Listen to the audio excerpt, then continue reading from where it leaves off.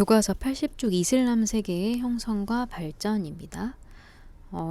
이슬람 세계는 이슬람교를 기반으로 하는 세계예요. 그래서 종교로 묶이는 지역권 구성체라고 생각을 하시면 되고요.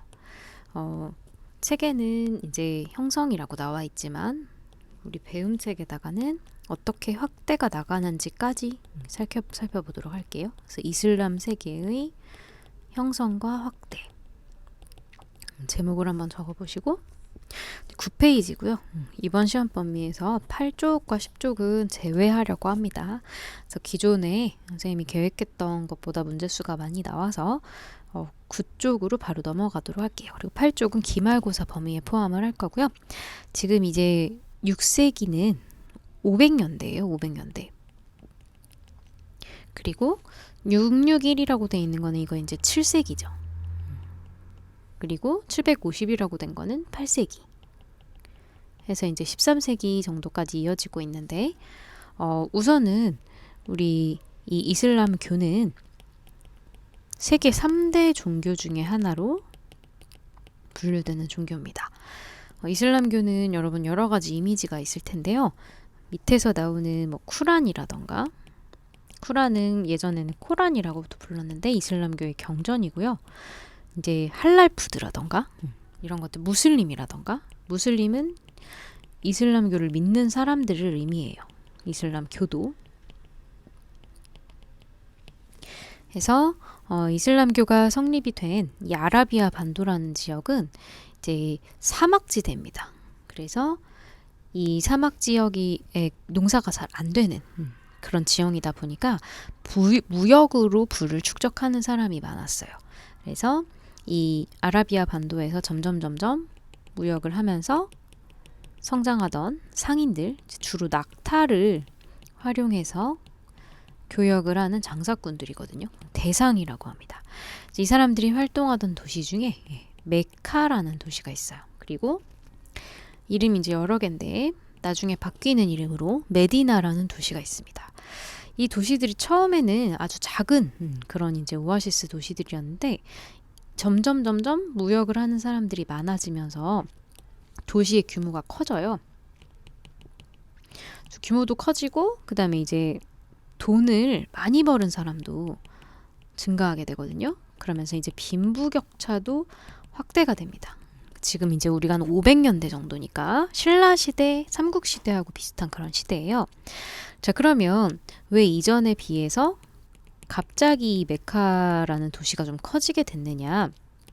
당시에 서유럽, 동유럽 쪽에 성립된 비잔티움 제국과 그리고 우리 공부했던 사산왕조 페르시아가 사이가 안 좋았습니다. 사이가 안 좋아지게 되면은 기존에 사용하던 이 무역로를 이용을 할 수가 없죠. 그래서 기존의 동서교통로, 동양과 서양을 연결하는 이 루트가 단절이 됩니다. 그래서 이렇게 중간에 끊기는 바람에 이 홍해라고 하는 바다를 이용하는 새로운 동서교역로가 주목을 받게 돼요. 거기가 바로 이제 메카입니다. 위치를 잠깐 보시면 여기에 메카라고 표시된 도시가 보이시죠? 그 다음에 여기가 바다 색깔이 좀 붉은 느낌이라고 해가지고 홍해라는 바다가 보입니다. 즉 이쪽에서 원래는 이렇게 다녀야 되는데 이렇게 지금 못 다니게 되는 거죠. 그러니까 어떻게 되는 거예요? 새로운 교통로인 지금 파란색 이렇게 다니게 되는 거죠. 그래서 우회해서 이 길을 사용을 하게 되면서 이 길목에 있는 메카가 인구가 많아지고 경제력이 발전을 하게 됩니다. 그래서 새로운 동서교통 교역로가 발달하는 과정에서 이 메카라는 도시가 이제 성장했다 이렇게 보시면 되겠습니다. 근데 돈이 많아지면 사람이 항상 그렇지만 행복하지 않죠. 그래서 우리 무함마드라고 하는 예언자, 선지자라는 존재거든요. 이분은 이제 570년부터 632년 정도까지 살아계셨던 걸로 추정이 되는데 이 빈부격차가 심해지는 메카라는 도시에서 새로운 종교를 창시한 거예요. 그 종교가 바로 이슬람교입니다. 이슬람교는 기존에 있던 종교하고 뭐가 달랐느냐? 신을 하나만, 그리고 모형, 신의 가짜 모습을 딴 어리석은 이런 미신 숭배를 배격하고요. 그 다음에 요점이 사람들의 마음을 샀죠. 인간의 평등을 주장을 하게 되면서 가난한 사람들도 인간 대접을 받아야 된다라고 하면서 당시 메카 지역에서 부와 권력을 차지하고 있었던 귀족들의 반대를 사게 됩니다. 그래서 결국 이들이 무함마드를 괴롭히고요. 탄압을 받으면서 야스리브라고 하는 도시로 이사를 가면서 이제 도망을 가게 돼요. 이 도시가 바로 메디나라는 도시가 됩니다. 그래서 이제 이 메디나 또는 야스리브에서 이제 이 종교에 기반한 새로운 이슬람교에 기반한 공동체를 건설합니다. 그러니까 쉽게 말하면 무함마드의 세력을 증명해 줄 수 있는 그런 조직을 만드는 것이죠. 그래서 여기에서 점점 이 종교가 성장을 하기 시작해요. 자, 이 사건을 뭐라고 하냐면 이슬람 교에서는 이 사건 자체를 중요하게 여깁니다. 그래서 연도까지 우리가 기억을 해두시면 좋은데 헤지라라는 사건이고요. 예언자의 도시인 메디나로 이주를 한 사건입니다. 그래서 이 도시 이름 자체가 바뀌는 게 무함마드가 오게 되면서 야스리브가 메디나라고 하는 뜻을 가지게 되는 거예요. 자, 그렇게 해서 교세가 확장된 다음에 어떻게 하냐면 이 확장된 세력을 가지고 메카로 다시 돌아가게 됩니다. 그래서 금이 환영하는 거죠. 그래서 굉장히 빠르게 630년에 무함마드가 다시 돌아오고요. 그리고 아라비아 반도 전체를 통일을 하게 됩니다. 우리 교과서에 있는 이 도시를 좀 보시면 이 아라비아 반도를 보시면 굉장히 커요.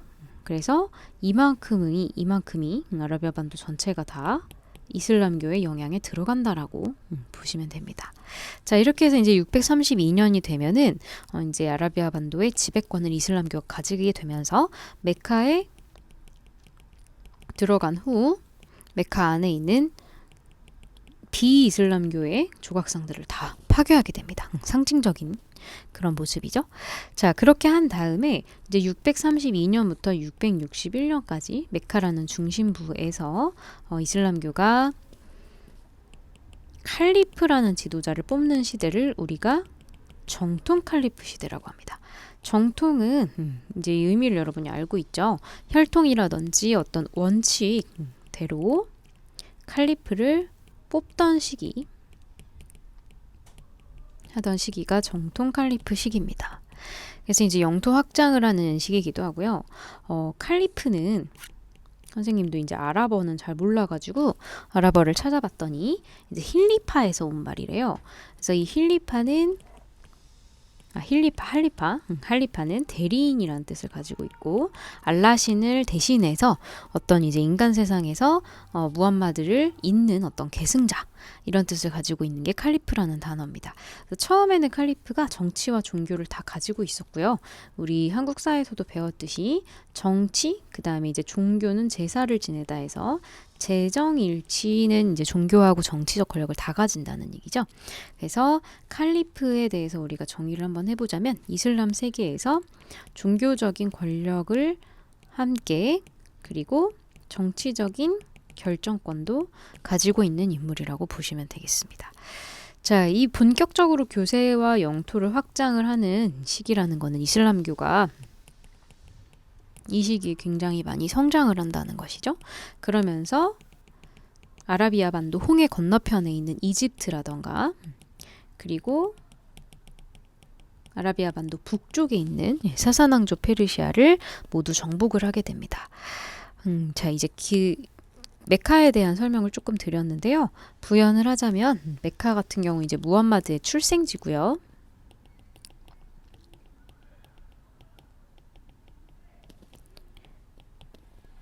네, 새로 이제 성장한 무역 중심지의 경쟁적 분위기를 해결하기 위한 과정에서 이제 새로운 종교가 탄생했다고 보시면 됩니다. 그 다음에 이제 메카 조금 더 부가 설명드리면 이제 유대교 성지이기도 하고요. 그 다음에 착각해서 메카 같은 경우 이제 무함마드의 출생지고, 그다음에 이 메카 말고 예루살렘이라고 해서 이슬람교의 성지가 하나 더 있습니다. 근데 선생님 예루살렘은 크리스트교의 성지 아닌가요? 여기가 굉장히 공교롭게 겹치는데 유대교 성지이기도 하면서 예수가 태어난 이제 크리스트교의 성지이기도 하면서 이슬람교의 성지이기도 합니다. 왜냐하면 무함마드가 천사들의 계시를 받아가지고 천국에 갔다 온 곳이라고 여겨지거든요. 그래서 이 메카와 예루살렘은 둘 다 이슬람교에 관련되는 그런 도시라고 보시면 되겠습니다. 자, 그래서 정통 칼리프 시대가 한 30년 정도 이제 번성을 맞이를 해요. 그러다가 혼란기가 찾아오게 됩니다. 이 혼란기가 바로 우마이야 왕조 시대인데요. 자, 우마이야 왕조 시대는 이 그 칼리프 집안의 무함마드 집안의 어떤 사건에서 발생을 했어요. 기존에 우리가 이제 선생님 잠깐 가계도를 말씀을 드리면요. 하심이라고 하는 사람의 아들이 무탈리브라고 하는 인물이 있습니다.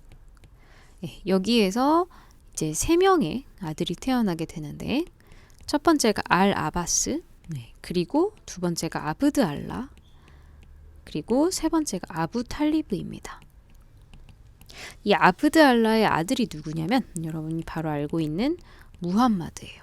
이 사람은 이제 예언자라는 타이틀을 받았고, 이분의 딸이 누구냐면 파티마라고 하는 인물입니다. 파티마 나중에 또 나와요.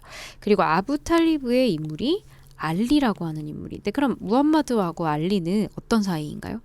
사촌 사이죠, 사촌. 그래서 무함마드의 삼촌의 아들이니까 이제 사촌이 되겠고요. 알리 같은 경우는 무함마드의 가족이기 때문에 여러분 가계도를 지금 보시면 가족인 게 느껴지죠. 그리고 이 알리의 후손이 핫산과 후샤인이라고 하는 후세인이라는 이름 우리 왜 아랍권에 있죠. 그래서 후샤인이라고 하는 이런 계보도가 있습니다.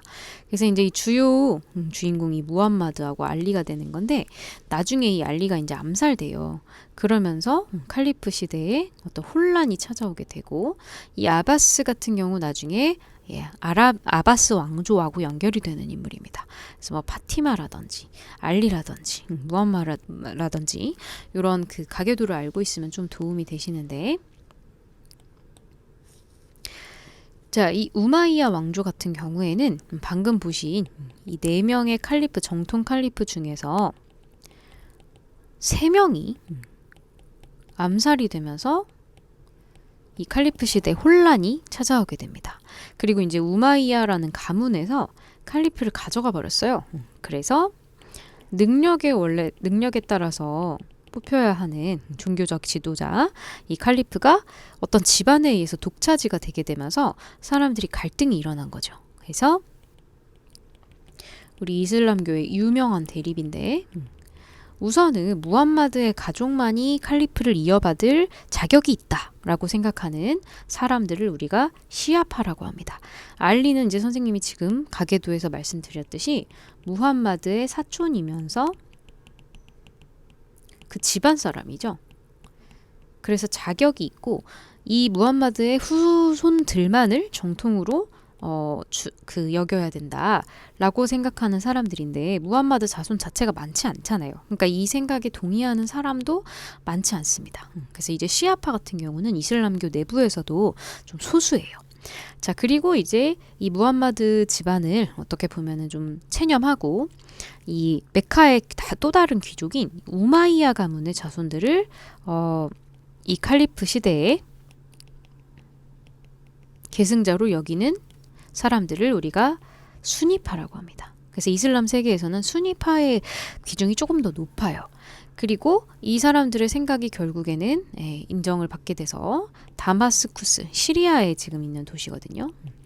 그래서 이 다마스쿠스를 중심으로 해서 한 90년 가량을 확대해 나가는 그런 시기를 우리가 우마이야 왕조라고 합니다. 이 시기는 굉장히 영토 정복에 활발해서요.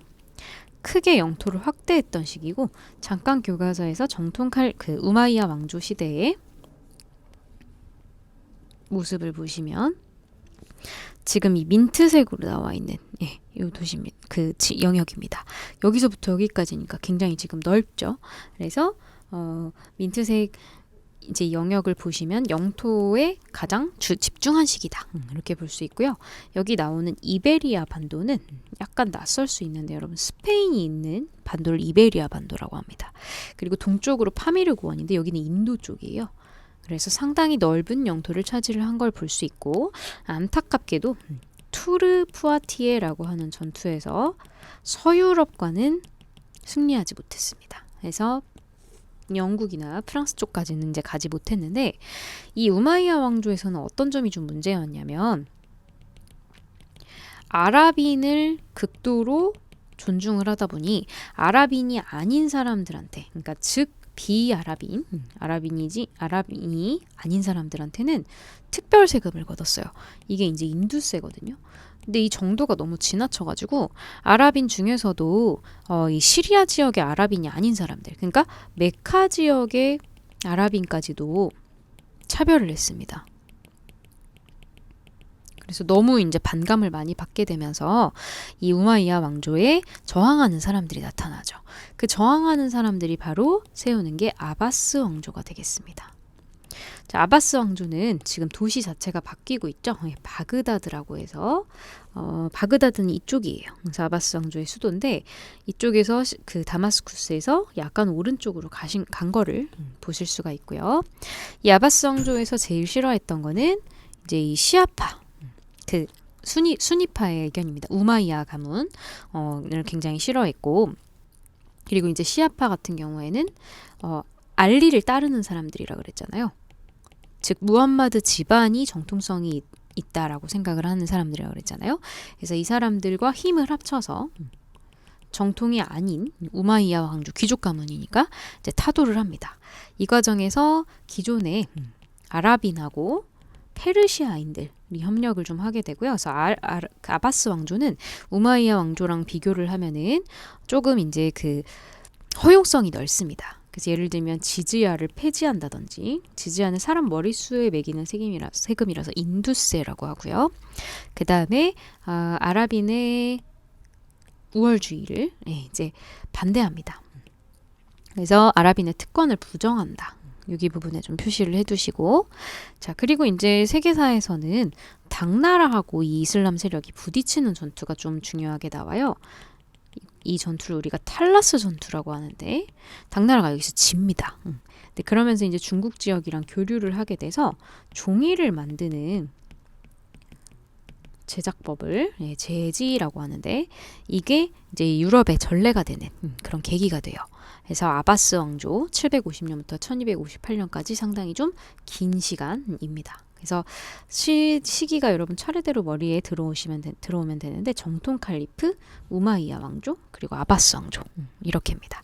자, 그 다음에 이 아바스 왕조가 있을 때 지금 시기가 겹쳐요. 잘 보시면 756부터 1031이라고 해서 이 아바스 왕조하고 동시대에 있었던 그런 왕조인데 우마이야 왕조를 분명히 이제 이 수니파 쪽을 계승하는 그 왕조도 있었을 거잖아요. 그래서 이 우마이야 왕조를 후 우마이야 왕조라고 합니다. 그래서 이름에서 아실 수 있듯이 여기를 이어받고요. 그 다음에 위치가 중요한데 위치가 이베리아 반도라고 해서 스페인 지역. 그래서 여기 도시에 가시면 스페인인데 엉뚱하게 이슬람의 영향이 굉장히 많이 남아있어요. 그라나다라는 도시라든지 아니면 코르도바 이런 도시에 가시면 이슬람의 흔적을 볼 수가 있습니다. 그래서 현재 스페인 지역이고요.